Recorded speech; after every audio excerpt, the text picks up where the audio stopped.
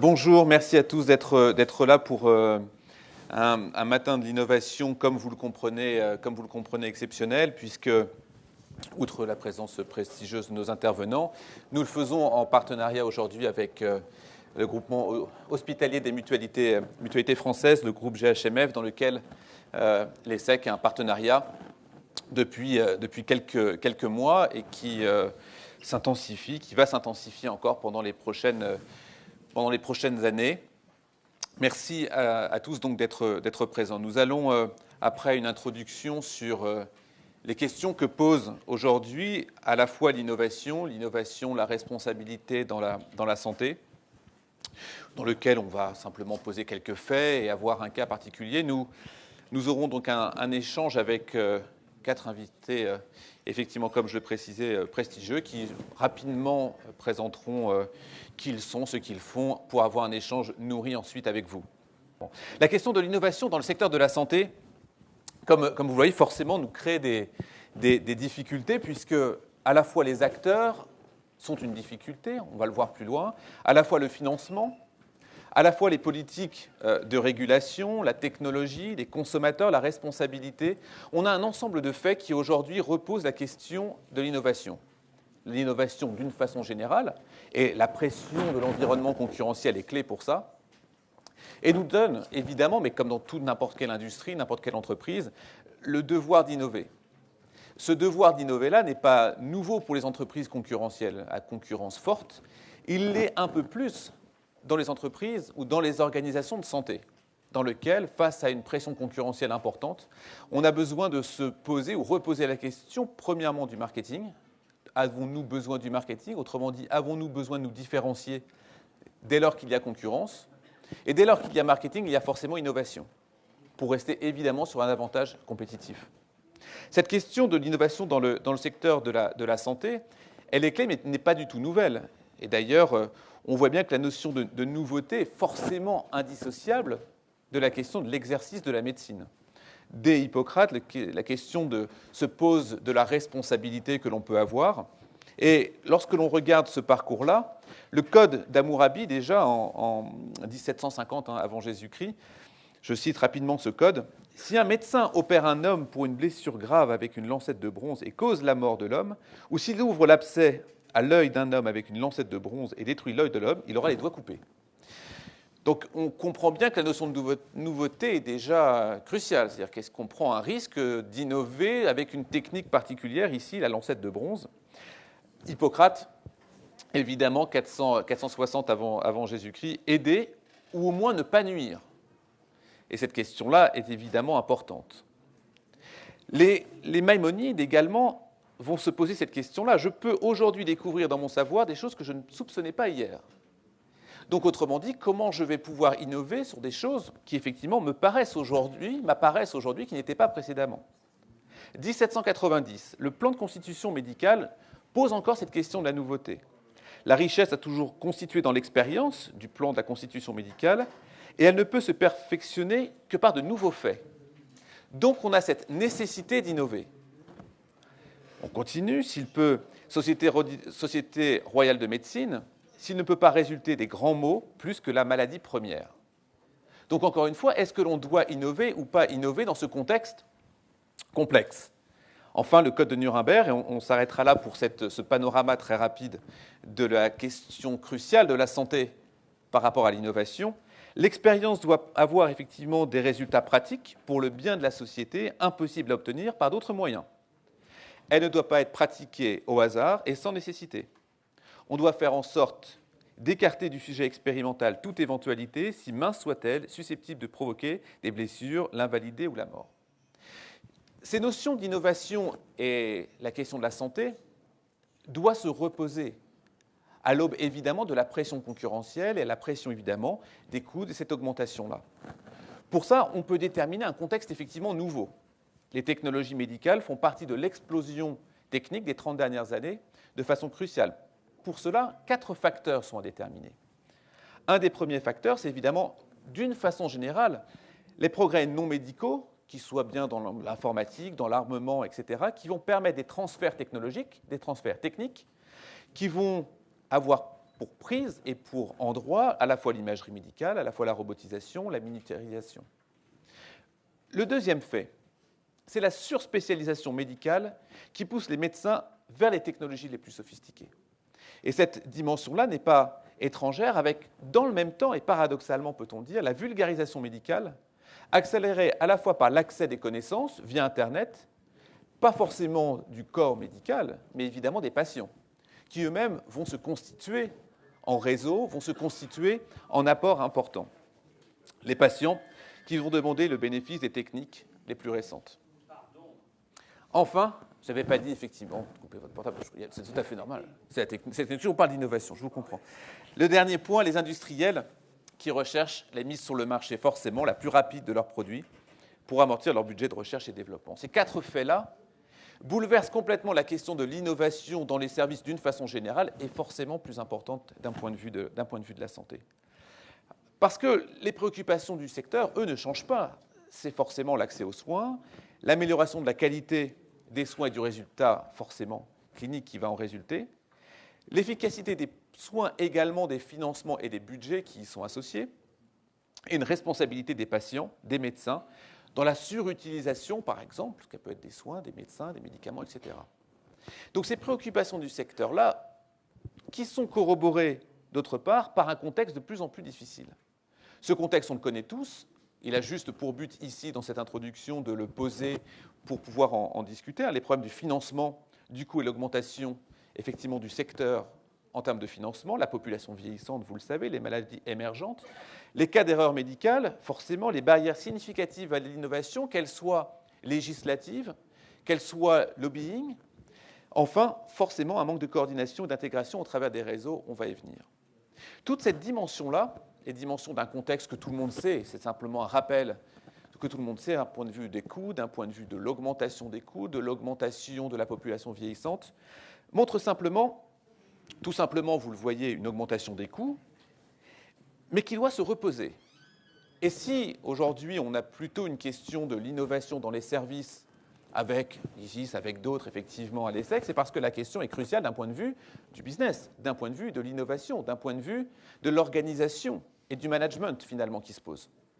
Et en cela, on a bien tout un tas de chercheurs, ici, sur le modèle de Porter aux États-Unis, qui vont se poser la question « Comment j'améliore la profitabilité ou la rentabilité, ou dans le pire des cas, si l'on peut dire, à minima, la question de sauver le secteur de la santé ». Ainsi, le coût des secteurs de la santé aux États-Unis, par exemple, représente 17% du PIB et ne cesse d'augmenter. Une des raisons pour laquelle, lorsque l'on essaye de réduire les coûts de la santé, c'est tout simplement, pour lesquels on n'y arrive pas, c'est tout simplement parce que nous ne savons pas où sont distribués les coûts. Vous avez devant vous un schéma global qui va montrer tout simplement qu'il y a un manque de transparence et d'analyse qui rend la gestion impossible dans la santé. Nous n'avons pas suffisamment d'organisation complètement transparente pour dire où sont les coûts réels dans la production, dans le parcours du patient. Vu qu'on ne sait pas exactement où se trouvent les coûts, comment sont orchestrés les coûts dans le panorama que vous voyez devant vous, alors on ne sait pas innover d'un point de vue processus.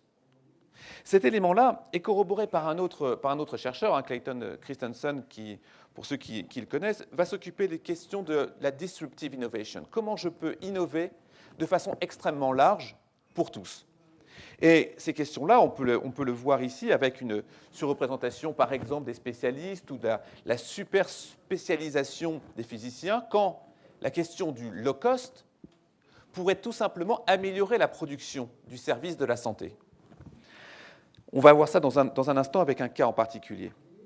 Mais l'innovation de rupture est elle-même freinée dans le secteur de la santé par les acteurs existants, par la réglementation, et qui empêche l'innovation de rupture, comme le dit Christensen, par une capacité à adresser une médecine low cost. Et quand on entend low cost, on ne va pas entendre de mauvaise qualité. Vous comprenez bien que c'est en fonction des regards États-Unis, du low cost et du secteur de la santé.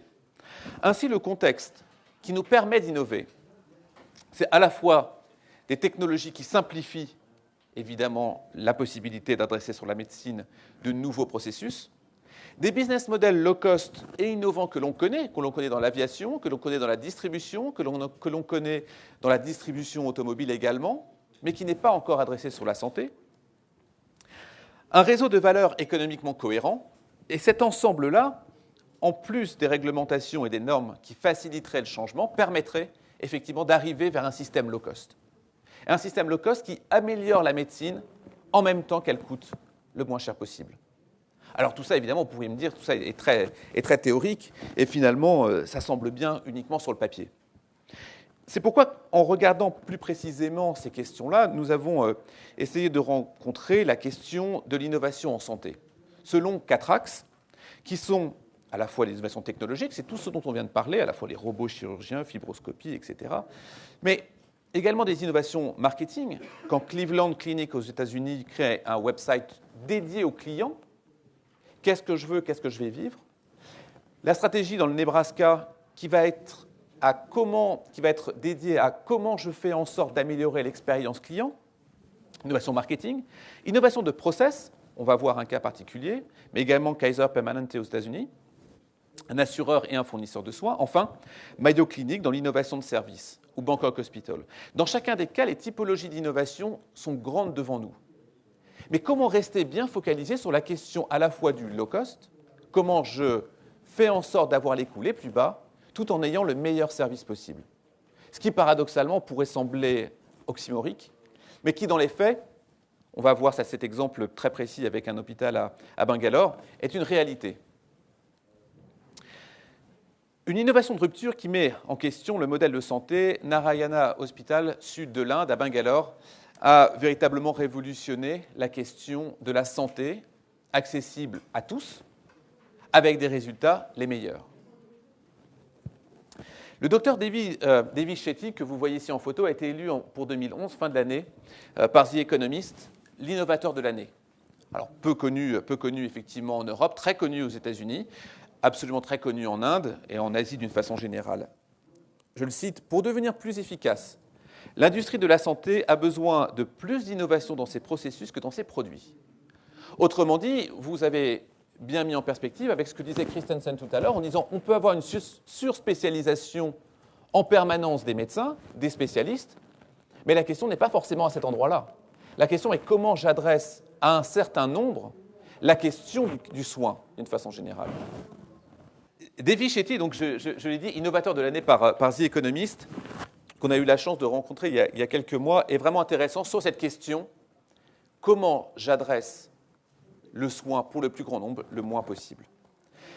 Un hôpital qui, quelques photos classiques, qui va positionner Shetty comme l'un des chirurgiens cardiaques les plus réputés en Inde, fondateur de l'hôpital Narayana, je l'ai dit. Son but, je l'ai dit, proposer des soins de qualité, le coût le plus faible possible, afin de rendre accessible à toute la population. Cette question-là, évidemment, elle est clé, et elle est clé également sans négliger l'expérience client. Dans la première partie, ce que j'ai tenté de vous montrer, en tout cas visuellement, parce que je ne sais pas si vous m'entendez bien, mais visuellement, c'est bien que l'expérience client du patient est cruciale.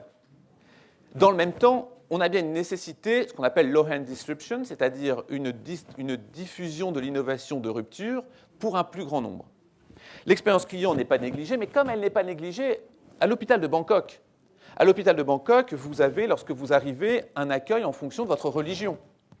Et vous pouvez choisir à la fois si vous êtes de confession hindouiste, si vous êtes de confession musulmane, si vous êtes de confession également musulmane à l'intérieur de l'hôpital. Mais cette question de l'innovation dans le service et de l'expérience au patient va être évidemment cruciale lorsque vous avez évidemment un voiturier. Un voiturier en France, vous l'avez par exemple au restaurant, mais vous ne l'avez pas dans un hôpital. Et pourtant, vous allez faire quelques kilomètres pour aller garer votre voiture, pour revenir à pied, ou alors on va vous déposer près de la voiture, puis après quelqu'un d'autre va les garer. Il semble naturel dans l'expérience de service d'avoir un voiturier, mais comme on peut avoir évidemment dans l'expérience de service, avoir un accueil spécialisé en fonction de votre origine. Revenons sur le cas de l'hôpital avec Devi Shetty. J'espère que vous allez correctement l'entendre. C'est une très rapide interview dans laquelle on lui pose la question, mais finalement, ça veut dire quoi l'innovation de service pour la santé?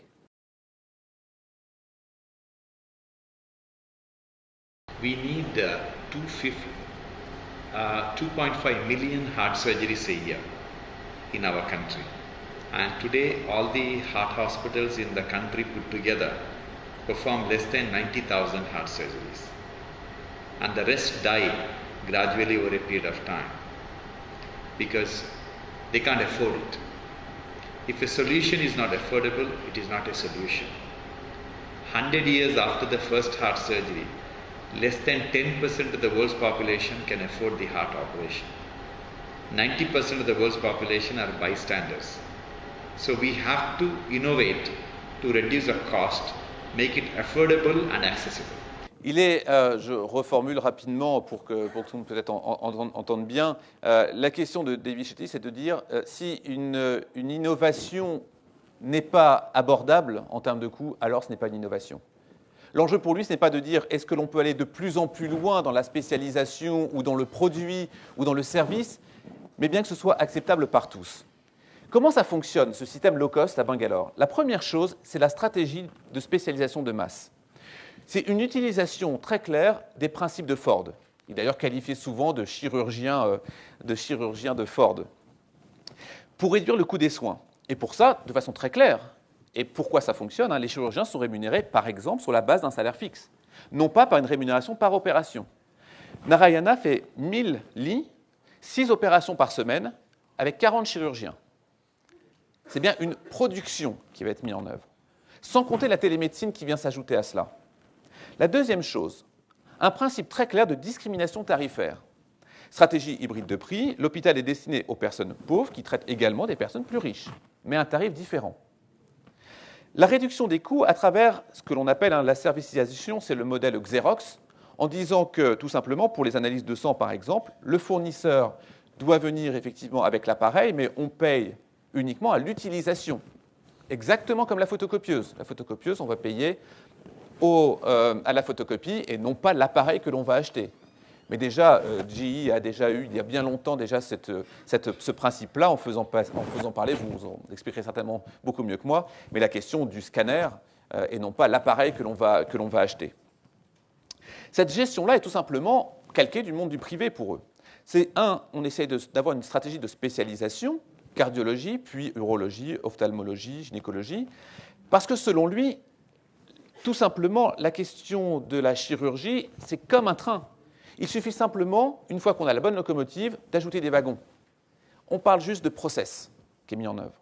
L'hôpital a dans le même temps lancé un programme de micro-assurance soutenu par le gouvernement indien, ce qui veut dire qu'autour de Bangalore, 3 millions de fermiers ont accès à une couverture de santé pour 22 cents par mois.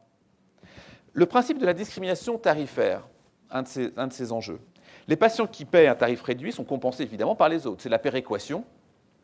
Ainsi, les étrangers paient 7 000 $ pour une opération cardiaque, quand les autres vont payer un prix extrêmement infime. Évidemment, derrière ça, il y aura des services avec une suite de luxe, etc. L'équilibre, en fait, est crucial entre les deux. Et il y a un PNL qui est reçu chaque jour par les gestionnaires. Le PNL est quelque chose qui va conduire le médecin et conduire finalement l'opération en disant comment je dois organiser à la fois la partie des personnes qui ont plutôt des revenus élevés par rapport aux personnes pauvres. C'est l'équilibre qui fait fonctionner les choses. Donc le PNL est un point discriminant pour eux dans la façon d'adresser l'hôpital et d'adresser les soins. Donc c'est tout simplement des techniques de contrôle de gestion. On a besoin d'avoir des contrôles de gestion, des techniques de contrôle de gestion pour savoir comment j'adresse mon service. Vous avez ici une comparaison avec les meilleurs hôpitaux. Nombre de lits, à Narayana, 1000 lits, 160 en moyenne dans le monde. Nombre d'opérations par an dans l'hôpital, 6200. Cleveland Clinic, qui est considéré comme un des meilleurs hôpitaux, un meilleur hôpital des États-Unis, 4200. Coût d'une opération, on est sur 2000 $, on est sur 20 000 d'un côté. La profitabilité, 8% et 6,9%. Nous n'avons pas mis également ici les résultats post-opératoires qui sont pas parmi les meilleurs, qui sont les meilleurs du monde. Cette dimension-là est importante et simplement pour la présentation, je me suis permis également d'ajouter une des photos que j'ai prises rapidement en passant en disant qu'un des éléments importants pour eux, c'est le marketing department. Il faut un département marketing pour pouvoir adresser les coûts, pour pouvoir adresser le bon produit à la bonne cible. Ces éléments-là sont cruciaux et comme il le disait dans l'interview, peut-être vous n'avez pas forcément bien entendu, l'Inde a besoin de 2,5 millions de chirurgies cardiaques par an. 60 000 sont seulement effectuées. 14% de la population ont une assurance santé. Donc lorsqu'on se pose des questions, on discute avec lui, mais vous avez des problèmes, des vrais problèmes de riches. La question, elle est sur les process. Elle n'est pas sur comment je peux adresser le plus grand nombre. Comment c'est possible? C'est possible parce que le service est excellent. Parce que la réputation et la qualité de l'hôpital permettent d'attirer les patients qui ont le moyen de payer. Donc parce que j'ai un service excellent, j'attire les meilleurs, ça me donne suffisamment d'argent pour également payer les plus pauvres. Les patients ont le choix de prendre une chambre, de luxe évidemment, on est bien dans la qualité de service, on est bien également dans le choix de service, mais le chirurgien ne sait en aucun cas d'où vient et la situation personnelle du patient. Et contrairement effectivement à d'autres secteurs, en dépit des avancées technologiques, on n'est pas dans une baisse de coûts, mais une augmentation de coûts. C'est pourquoi, selon lui, il faut revoir le process. Pour terminer cette introduction-là, simplement montrer une photo que j'ai prise avec lui. Alors, je suis juste à côté de lui et on discute tous les deux et on pose la question du tableau derrière. Et je dis, mais qu'est-ce que c'est que ce tableau? On discute du tableau. Plus exactement, c'est lui. Alors, il y a, à côté de ce tableau-là, il y a la photo de Mère Teresa parce qu'il a été le chirurgien de Mère Teresa. C'est lui qui l'a opéré à Calcutta. Et Dave Chetty me dit, mais d'après vous, qui a peint ce tableau? Alors, un peu hésitant, je lui dis, je sais pas, peut-être un artiste local, peut-être des enfants, je ne sais pas, un peu surpris par la question. Il me dit, c'est un éléphant qui a peint ce tableau. Les tulipes, les plantes, c'est un éléphant qui l'a fait. On peut tout faire à quelqu'un dès lors qu'on apprend correctement un processus. Et selon lui, la plupart des choses qui valent la peine d'être faites ont été jugées impossibles avant qu'elles soient réussies. On est bien dans un engagement du service, et pourquoi je veux le réussir? Le processus, pour lui, est clé. Ce cas-là est riche d'enseignements. Alors évidemment, ça peut nécessiter tout un tas de questions et tout un tas de problématiques éthiques, des problématiques du patient, de ses soins, etc. Son enjeu à lui, c'est de dire comment je peux faire du mieux possible. Il est en train aujourd'hui d'ouvrir un hôpital sur le même principe en Afrique.